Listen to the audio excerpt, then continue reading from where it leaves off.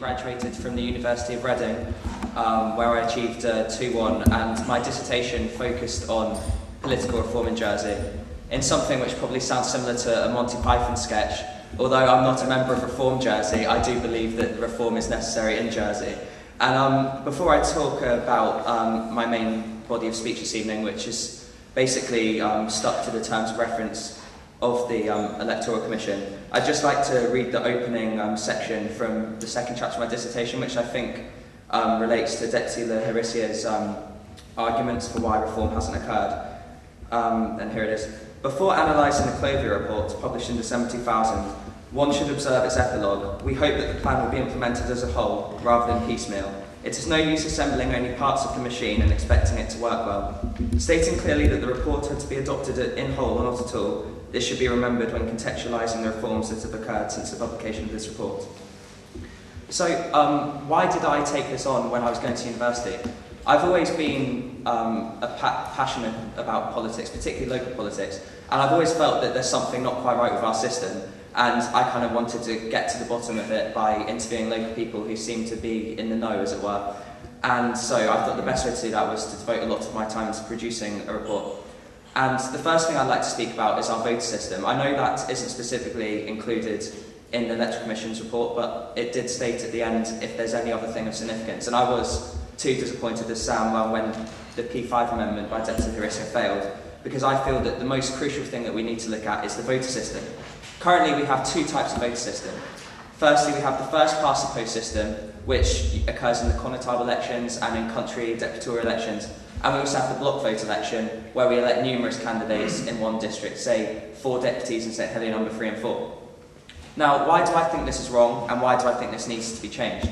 I think that currently we're not actually introducing sufficient accountability at the ballot box.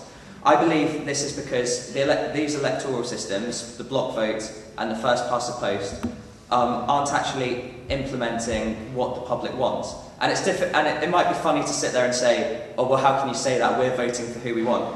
What's actually happening is we're not achieving an absolute majority at the ballot box.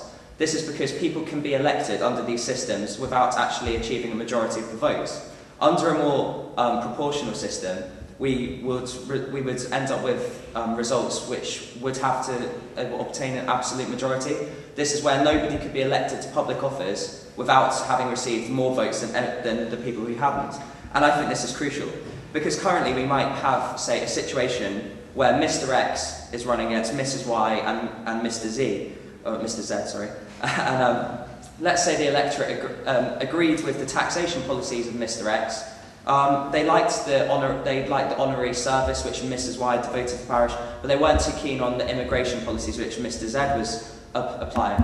So currently, instead of being able to go, well, I really like Mr. X, I'll give him 2, or he's my first preference, and then I'll make Miss Y my second preference. Currently, you're having to pick, and what can happen is this can be split, so that Mr. X gets half and Miss Y gets half of these votes, and then Mr. Z is actually getting elected, although generally the people aren't too happy. And although this may be an assumption, I think it's a fair assumption. When you look at our voter turnout rate, it may have increased, but through the general election day or single election day as it actually is, it only went up by about 3%, and we're still looking at the bottom of the barrel when we compare it to other world electoral turnouts. And that's why I think something needs to change.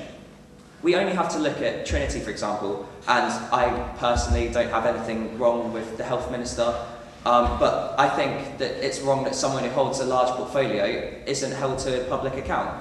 And I think a large reason of this is because of this system where it might be hard to dislodge someone who may not actually be popular. I also think there's something more deeply embedded in the first past the post system, where it's more adversarial, because you're competing with someone else for that single vote. Whereas if it's a ranking mechanism, you could go, okay, I understand that you're a supporter of Deputy Pripe or Miss Y, I understand you're a supporter of them, but I'm going to try my best. I'm not too dissimilar on my policies, and I'd really appreciate it if you give me your alternate vote. And I think this is something we need to look at to make it more plural. Does anyone, just to give you a further example, does anyone actually have any idea of how many votes, percentage-wise, the former Deputy Fox achieved in the 2008 elections, where he was elected by 1 vote? He achieved under 10% of the votes cast in St Helier number 3 and 4 that day. Yeah, for deputies 3 and 4 that day. And I think that says it all. I don't have the specific votes, but obviously he lost by 1 vote. He beat Suzette Hayes by 1 vote, and then there were 2 further candidates who lost by about 30 and 40 votes. And I think this is a real problem. Again, I don't think anything wrong with Deputy Fox, but I think this says a real problem when someone achieves under 10% of the votes and they can go on to become elected. In this situation, if we replace the block vote with the single transferable vote, which people such as Pierre Horsfall and Derek Bernard have promoted in the past, what would happen is you'd have to achieve 20% of the votes plus 1. This is because the 4 candidates would be achieving 20% of the votes, which would add up to 80, plus another vote. It would be impossible for them to get elected without. So if we compare that to under 10% of the votes, I think this introduces further accountability, as you would have to have an absolute majority to get elected. Now, don't get me wrong, it's not all fun and games with STV. This isn't the perfect system. There are downsides. It would be more expensive because we would have to educate the public. There are lots of people who may not understand how to recast the votes. And it would take longer to produce results. It's no good staying up checking teletext, well, you can't do it anymore, checking channelonline.tv to see who was coming and where. You'd have to wait till the next day in all accounts. But to be honest, when we compare these costs to the benefits of an absolute majority and people who can actually achieve accountability, I think they're almost. I think they can be dismissed, because, as far as I'm concerned, I'd rather see accountability in my government rather than it seeing a cheaper and quicker way to produce results. So moving on to the actual terms of reference set in it to the Electoral Commission, and I'm going to talk about classes of states members. Obviously, the constables, as Deputy Harris has pointed out, seems to be the big talking point. And first of all, I'd like to say that I would say that there's nobody in this room who would agree that the states of Jersey functions correctly. And I think a major reason of this is the discrepancies in the class system. I believe that if you look at many assemblies across the world, they only have 1 type of member. What I would like to see, and what I found in my research, is where we had 1 type of member in the lower chamber. But what I'd like to do with the constables, because I don't think it's a dichotomous solution, I don't think it's, right, you either leave them in there or you take them out. I'd like to see them moved up into a 2nd chamber, and I'd like to explain why. I think at the moment, with a ministerial system, it's very quickly to make decisions. We can be too quick to just say, actually, no, we're doing this. We're going to ignore this scrutiny recommendation because we don't have to adopt it, and we don't agree with the people who sit on scrutiny. So what we're going to do is just go ahead with what we had planned originally. What I'd like to see is a 2nd chamber, where we'd have a revisory body who could look at the legislation and say, well, hold on, you've missed a trick here. You haven't hedged the euro for the incinerator, you're using old technology. We don't want this, we're going to send it back down. Come up with something better, please. And I think this offers 2 advantages, well, more than 2, but 2 which I'm going to point out to you. The first is that we have this extra body of scrutiny and accountability, which I feel is necessary. And the second is the constables keep their political roles, so they keep their established position in the parish, and they're seen as this important figure, but we're removing their right to vote and to debate on legislation. If I had to stick my neck out and choose, I would keep the constables in because of their wise heads, but as I say, it's not a choice, and that is why I moved them. And what I struggle to get my head around is the democratic deficit. We can have the constable of this building, of this parish, representing 30,000 people, and we can have the constable of St Mary's representing 1,000. And as a politics graduate, I can't get my head around this democratic deficit and having this group of people voting on legislation under they've got the same mandate, but they're representing completely different people. And that's why I put them in this 2nd chamber, because we're keeping all the positives of their role, but we're removing this democratic deficit to a large extent. And I cited Stepan in my dissertation, because he uses the same argument for the US Senate.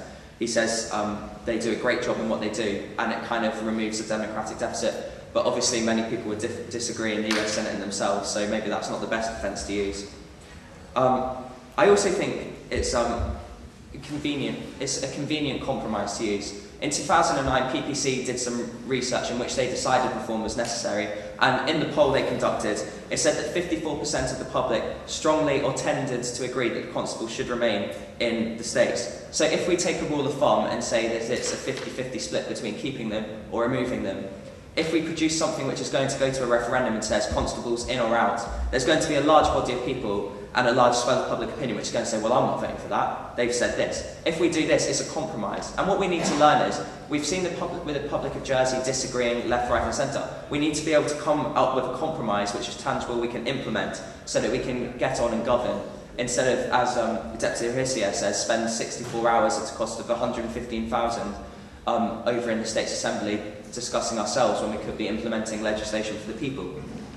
And I think this is crucial, this convenience compromise. So now, if we move on to who should be left, what I proposed is to introduce super constituencies of, say, 10 super constituencies of 4 deputies in each district. These would be drawn up on a population basis, not on a parish basis necessarily. This is because I fear at the moment, if we only have to look at the work which was in Deputy Wimberley's addendum, if I can cite it, and only 2 parishes fall within the percentage deviation which the Bermudan Boundaries Commission used when they reformed their political system 15 years ago, I think it was. And they said that there shouldn't be any parish boundary or any electoral district which deviates by more than 5%. In Bermuda's case, this is 59 people. In Jersey, if we take this into proportion, the 2 parishes which fall in line to this are St Saviour, who are 2.1% above the deviation, and St Peter, who are 0.9% below the deviation. 10 out of 12 parishes do not fall within this 5.5% deviation, which I think demonstrates the this clearly demonstrates the difference between the districts, but it also demonstrates why we need to come together and produce some change. Because to be in the 21st century and have these differences is quite shocking. We all need to have roughly 1 representative per person, the equal number of representatives per people. If we take St Mary's, they are overrepresented by 62.6%, which is quite a staggering figure. So what would happen to the senators? In an ideal world, we'd all be represented on an island-wide mandate by 40 senators. But if anyone could come up with a way that this could be done, I'll be right there supporting them. But I fear that there's no feasible way of having 200-300 candidates on what platform and having an electoral ballot where you're ticking 40 boxes. I don't think that works. So unfortunately, what I would like to do is scrap the office of senator and have 40 deputies in a lower house and 12 connotabs in a higher house. I believe that if we put the senators in the upper house, there will be a conflict. There's often conflicts in other countries between the upper and lower chambers, because you'd be having people who are elected by the whole island in a revisory body against people who are elected in a district by, say, 10,000 people making the legislation and forming the ministries. And I feel there's something which doesn't quite work there. So, moving on to concluding with the terms of offices, I think that a common practice across the world for an executive is to have a 4 or 5 year term. I feel currently that with a 3-year term, it's not quite long enough. It could take a year to get into the role, and then in the final year it's hard to do anything because people are pushing for re-election, which only leaves 1 year of suitable governance. I feel if we move that on to 4 or 5 years, I haven't heard many people disagree with that, but I think a 4 or 5 year term of office it would be more desirable for the island. And that's all I have to say until I take your answers.